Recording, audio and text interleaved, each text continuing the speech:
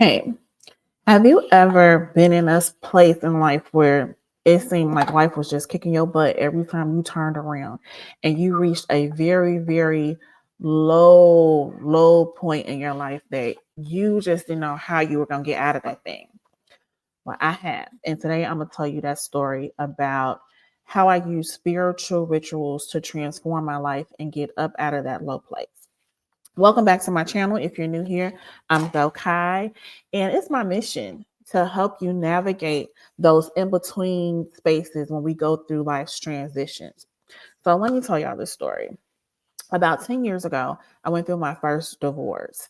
This was definitely one of the worst times in my life. I felt like I really was going through grieving a death. Like it really felt like a death to me. And if you've ever been through a divorce, you go through all of those grief stages just like a person does when they lose a loved one. And so one of the things that was really challenging for me because everything changed, I had to go back home with my parents and go to the basement. So every day of my life, I was waking up like how did I get in this basement? How did this happen? What is happening?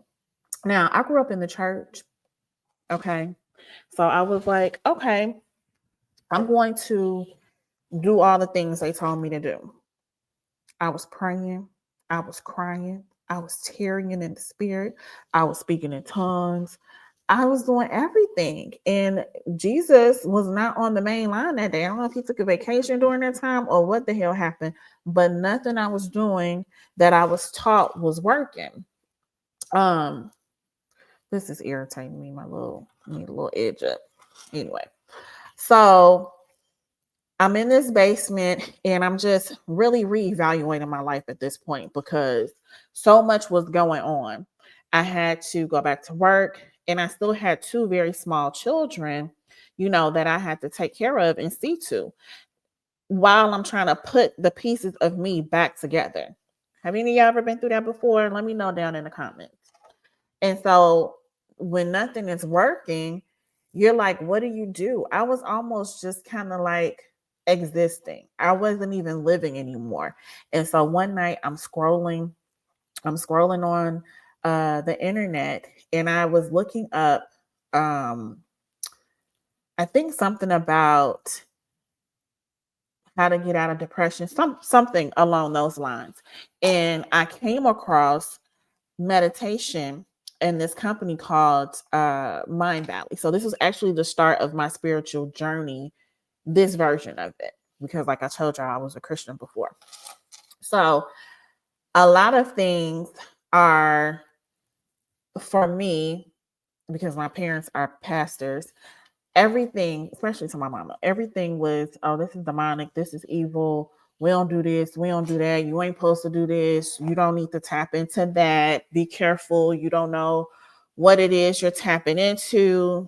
And just everything. Yoga was evil, meditation was evil, ancestors was evil.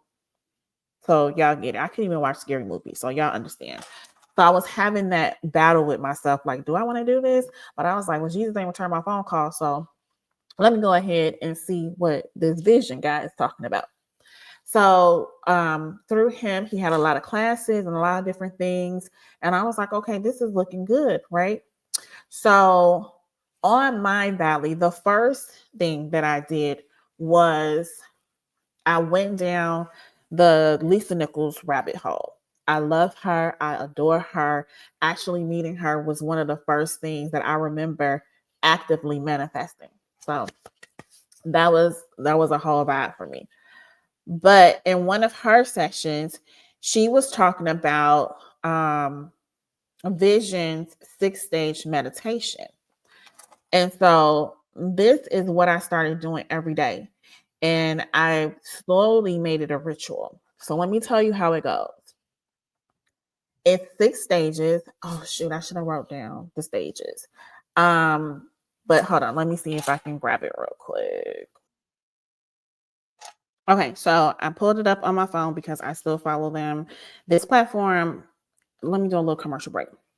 Mind Valley Academy is really amazing if you're just starting on your journey, or even if you're not, even if you're, been on your spiritual journey for a while. It's really good for self-development, meditation, and all the things. So I just pulled it up because I still take a lot of the courses on there. All right. So I'm looking at my phone. Phase 1 is love and compassion.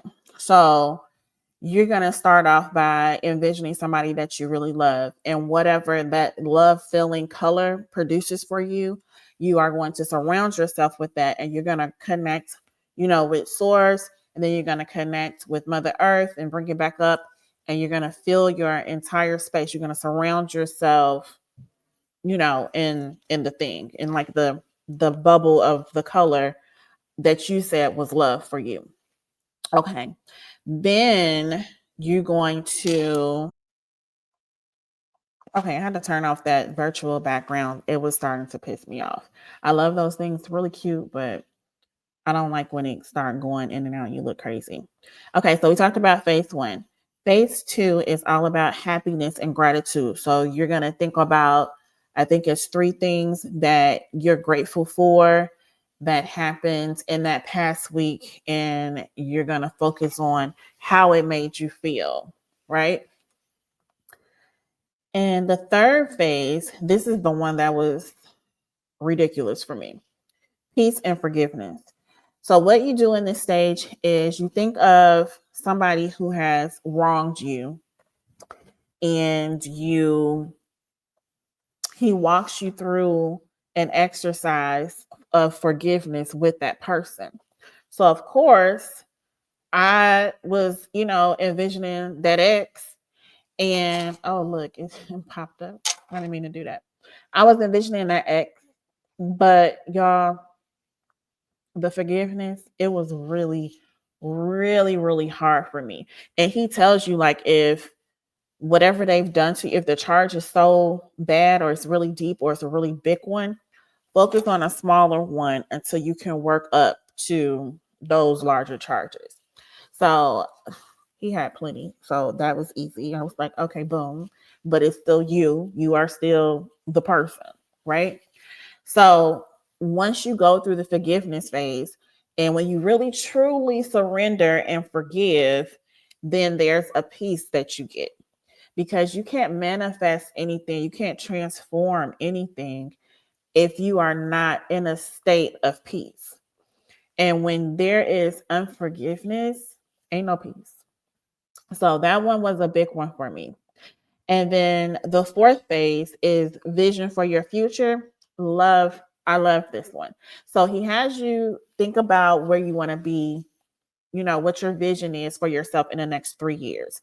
And a little bit of the psychology behind that is that sometimes when we are planning for the next 3 months or the next year, we go too big. We do too much. It's too big, and then it's unattainable. And then we like, this don't work, right?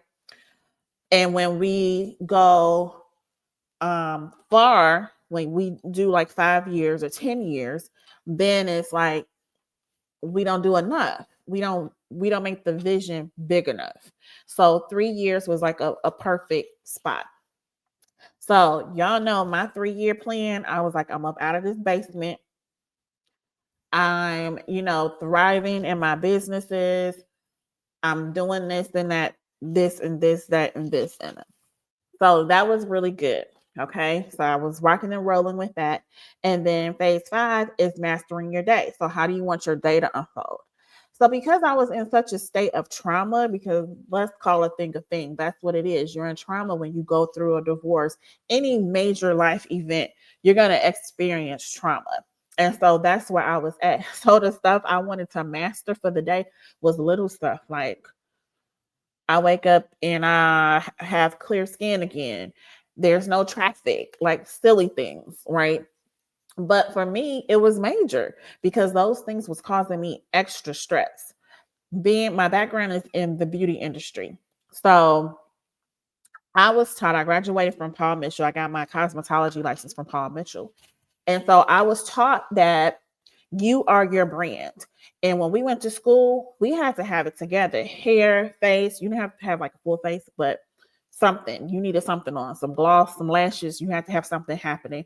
Your dress, you had to be on brand, and your shoes had to be perfect.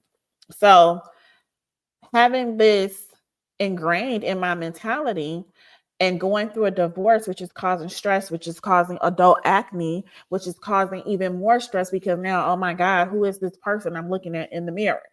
So, of course, the first thing I'm thinking about is let me get my lip together. Let me get myself back together. I can't be out here looking a mess because heaven forbid if I ran into him and I look crazy, right? Y'all know, don't act like y'all know because y'all my people. So don't act like y'all don't know.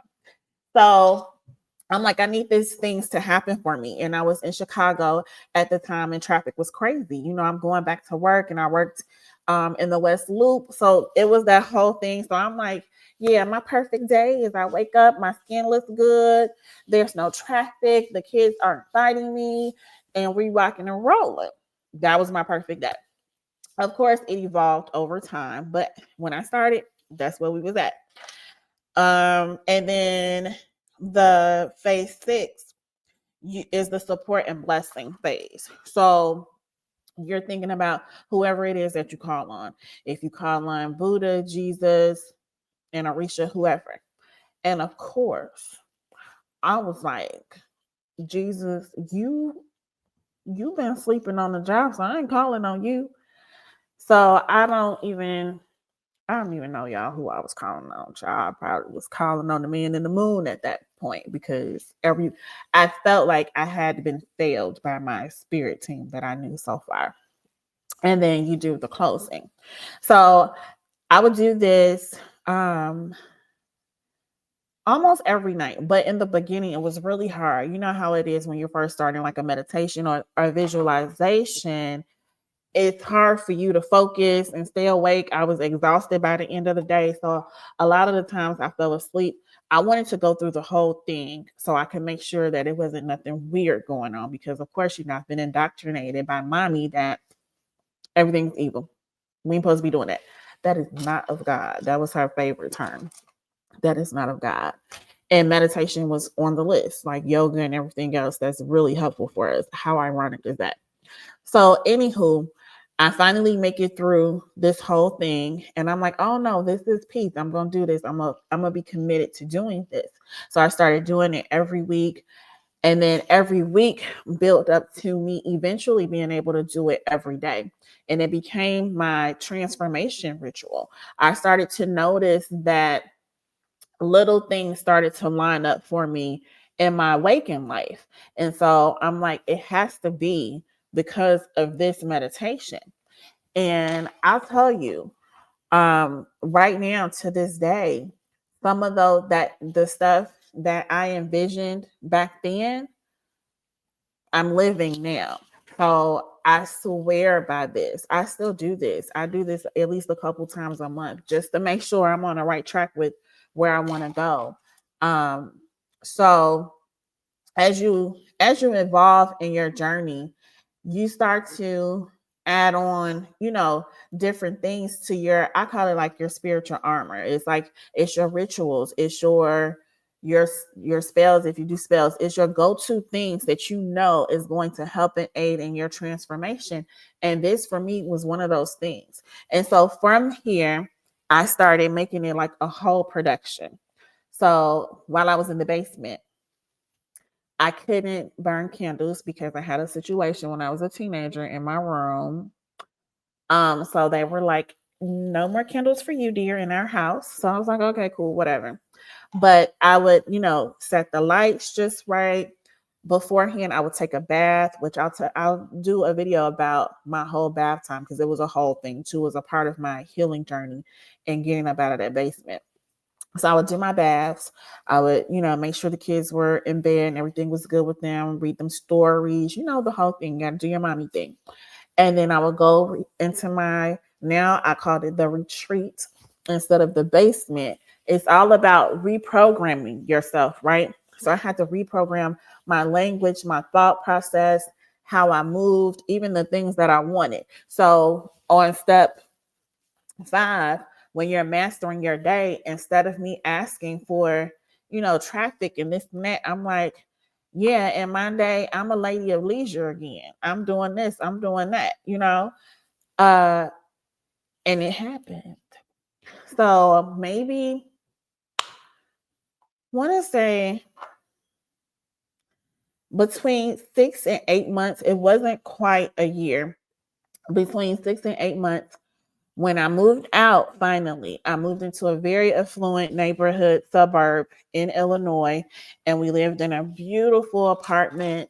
We lived on the top floor, and a lot of those things that I envisioned for my life was happening for me, and it's still happening for me.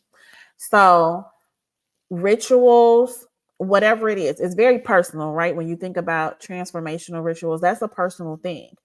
But what I will say is find something that works for you, whether it be this meditation, another meditation, whether it's yoga, or just you sitting and getting with your ancestors, whatever your thing is, you want to find it and you want to do it regularly, because it really can be the difference of being in the basement or the penthouse. So that is my story. Thank you so much for being here and sharing this journey with me. And if this is your kind of vibe, let's connect and let's stay in touch. And I'll see you guys in the next one. Bye.